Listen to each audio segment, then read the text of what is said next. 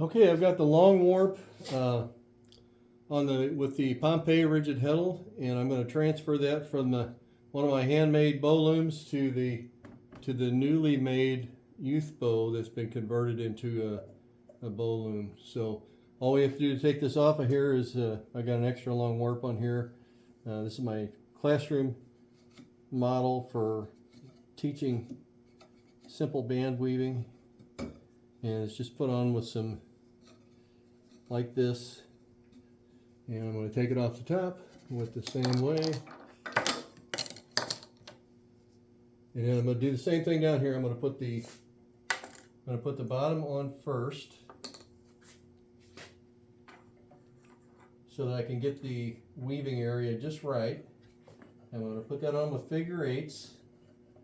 I do about 3 or 4 of them, and then I take and do half hitches over the end of the forks on each side. Do a half hitch on one side, and I'm going to do the same thing. I'm going to do a half hitch on the other side. That will hold it and will not slip. And then I'm going to tension the bow so that it's ready to weave. And one of the things that you really have to do with these rigid heddles in this rig setup like this is to comb. The warp won't get tangled. I've proven that. I've done a lot of these, and with the warp tied on each end with just a half hitch on the end of it, it may get wound up and look like it's tangled, but it never does. So I'm going to comb this through my hand a number of times to get all of the warp threads to the same tension. So that's really what I'm trying to do here. Before I set the tension on the bow, I want all the warp threads the same tension. And I'm going to pull this up, and I'm going to make a loop and then do the figure eights over the end of the fork. And once the figure eights are set, then I can put in 2 half hitches. Actually, I put in 3 in the top. It slipped on me, so I'm going to pull the tension back up on there again. I didn't hold on to it tight enough. Okay, now I got my figure eights on here.